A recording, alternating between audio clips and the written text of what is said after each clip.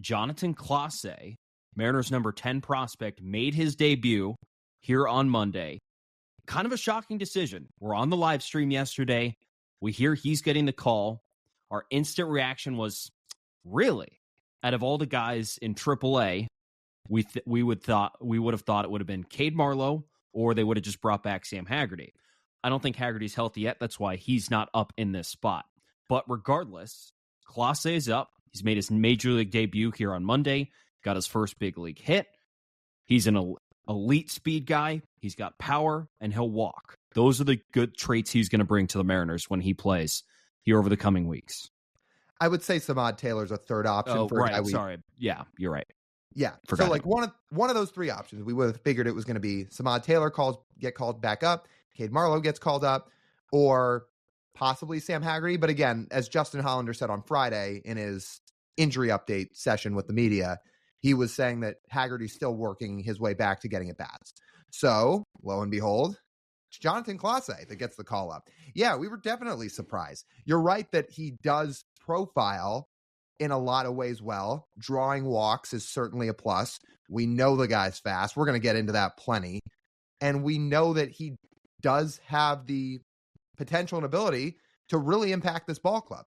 I was just shocked that this was the guy they called up because he's still very young. Very young. He had played 12 games in AAA, and he didn't exactly light the world on fire in AA or in the Winter League this past year. So it felt like he had a little bit more development time that he was going to get under his belt. But look, this is what the Mariners have talked about, right? They say with these young prospects, not only are they keeping a very close watch on them, but they say once they get to AA, you're one call away. They clearly don't view AA and AAA as a much, much needed threshold in order to get to the big leagues. If they did, Jonatan Clase would still be spending a lot more time in AAA.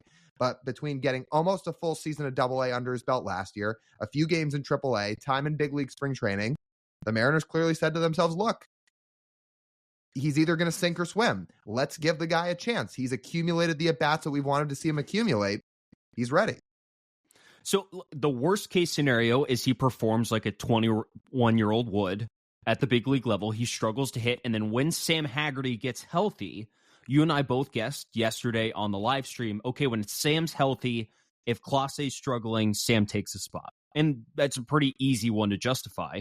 Sam has spent plenty of time on the big league roster. We think Sam is a big leaguer. He's like a big league bench player. That's what he does. That's his role. Sam Haggerty would fill the role that they want Clase to have. I mean, so Clase is essentially, they're trying to add some juice, some speed, maybe a little bit. He'll run into one or two, perhaps, if he can get the barrel on the ball. He's got that little bit of power in him. But when you have the option to get someone who stole 79 bases last year in the minor leagues, that's adding, like, it's kind of shaking things up a little bit, where it's like this guy, like, he's putting the ball in play and then everyone's watching first base. Is he going to make there in time? Is he going to make it? He's going to make it. So he didn't really get that opportunity. His base hit didn't have to beat out today, which was nice to see. Congratulations to him on getting that big league hit. But first, like, so he's a 70 grade runner on the 20 to 80 scale. 70 is elite. Not like 80 is the best, but 70 is still elite. He stole 79 bags last year, despite only having a 331 on base percentage in AA. He spent most of his season in AA, only had a 330 on base percentage, which is about average, and still stole 79 bases. Yeah. Let's not just glaze over that, and you did a good job hitting it, but let's really harp on that. 79 fucking stolen bases last year. 79. You know how big a deal it was that Ronald Acuna stole 70? Clase stole more bags than Acuna. 79 stolen bases. That is nuts. You want to talk about fast players? Jonatan Clase is that. He is going to be a force on the base paths. When he gets up, you want to talk about the Mariners wanting and needing juice? He's going to provide juice. We want to see him sustain it, but he will provide juice. And he wasn't on base as much as Ronald Acuna was last year. Like, Ronald Acuna won the MVP. So, yeah, he was on base a lot. Yeah. Jonatan Clase was not. He tore up high A in a handful of games. So the Mariners decided, okay, time for AA. But when he went to AA, it was only a 94 WRC plus. He struck out a little bit too much. but he's able to mitigate his lack of offensive prowess that he had at AA last year by walking 13% of the time, hitting for enough power, and stealing all those bags. Right. And that is probably what he will do at the big leagues this year. A little more context, he's only 1 month older than Jared was when he debuted in 2021. Like, that's how young this guy is. Just 1 month older than Jared Kelenich's 2021 debut. So expecting him to come up and hit at even 100 WRC plus level in the big leagues this year, I would be shocked if he achieved that. It would be cool to see, but I would be pretty shocked if that's what Jonatan Clase ends up doing this year. But the chance that he is able to bring some sort of electricity to the base paths and add that extra dimension that they don't really have on this roster. Julio's really fast, but I think the Mariners would be, if Jonatan Clase is on first base, they'd send him over, sending Julio, because he's faster, and Julio costs a lot more money and is a lot more, the bat at least is more important to them, as opposed to, like, in terms of, I guess, not getting hurt, right? Throw back to our season predictions episode where I said Julio was going to go under a stolen base total, even though Julio stole a base today. Is going to go under his stolen base total because they don't want him running as much and want him more healthy at the plate. So, like, if that makes sense, like a little more free for him to steal opposed to your other best base stealer on the roster. Here's the other piece of the Clase puzzle as well.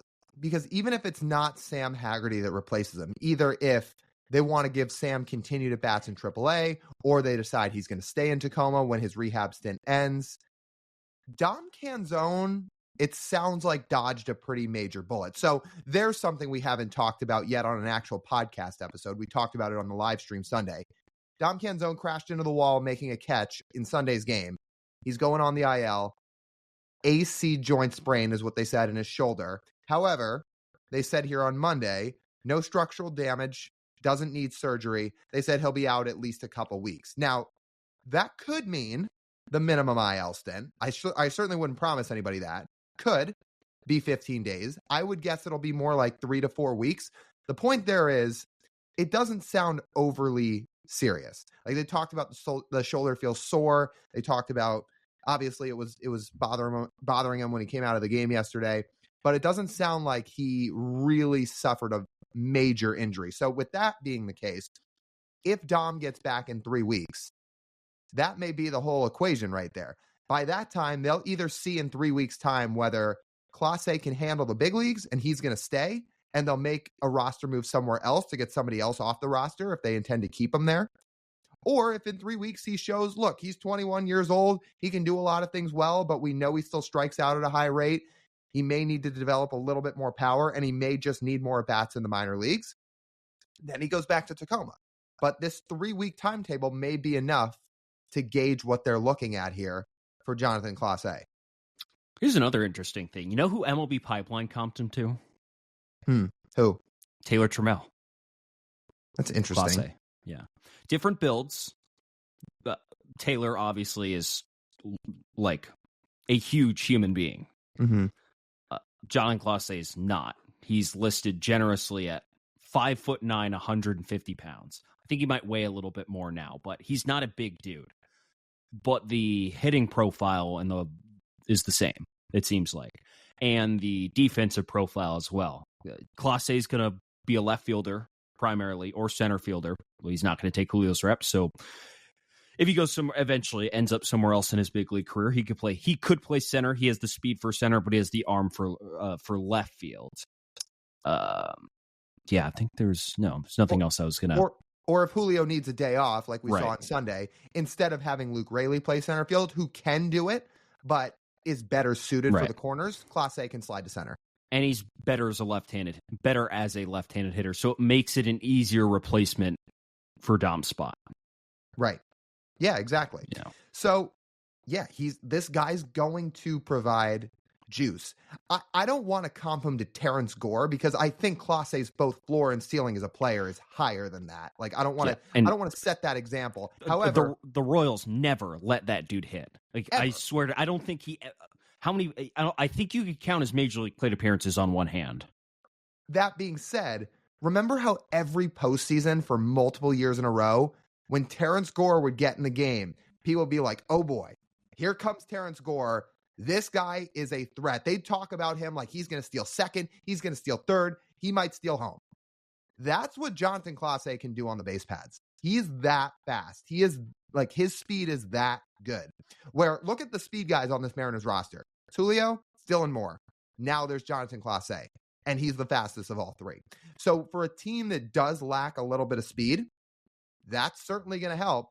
Now you don't just have to rely on two guys to be your speed guys on the base pads. You've got somebody like Clase who, even if he doesn't play every day, and it does sound like the Mariners do intend to play him a lot while he's up, even the days he's not playing, who do you think's getting a call in the late innings in a close game to pinch run? Without hesitation, it's going to be Jonatan Clase. How many career hits do you think Terrence Gore had? I was shocked by this number. I was going to say it's more than you think. He did play a little, he did hit a little bit, and he also played on some other teams. That's what I was talking about with the multiple postseasons in a row, because he spent some time on some other teams and other postseasons, and it was the same narrative. It's like, oh, here comes Terrence Gore. This guy's about to change the game with his speed. However, to answer your question, I'm going to guess 20. 16. That blew my mind. I didn't think he had that many hits. 74 career at-bats. Plate appearances, I think, actually. Kind of crazy. Really, yeah, it's not a lot. No, it's not. For a guy who had as much name recognition as he did, like you said, not there to hit. And it's amazing thing of the strategy of that. It's lucky to have a guy like Clase who you feel fine sending to the plate. Keeping someone on your roster primarily to steal bases, and that's it, is quite the strategy. Like, what if you need an extra hitter on your roster? Like, that's the kind of gamble you make. And that's just shows you the kind of value that a guy like Clase can have. Right. But let's make it clear. Clase can hit. Like, Clase is not Terrence Gore. We're just saying that speed, you could make that comp. The rest of his profile fills out a lot much better than Gore's. Like, Clase is a good switch hitter. The fact he can hit from both sides of the plate, he has a little bit of pop. He can certainly hit for doubles. If it all clicks for him this early, and I hope it does, it's going to be tough, but I hope it does. That can really change the dynamic of this team a bit. Yeah. Let's hope so. Let's hope so. Let's hope there was notable changes in the offseason he made after he was done playing in the Winter League, before he got to Tacoma, that the Mariners thought he took that extra step he needed after Double-A last year. Yeah. And to be fair, he hit 321 in big league spring training this year. So after that Winter League time, hit well in the spring, hit well in Tacoma. Maybe there is something they saw. Remember what they talked about in camp? They said Jonatan Clase was one of their most improved players over the offseason. Maybe we're seeing the results of it now. Maybe this is why we're seeing the aggressive call-up. Maybe something between the end of last season and this season really sparked something. Let's get 100 plate appearances in, and then we can revisit.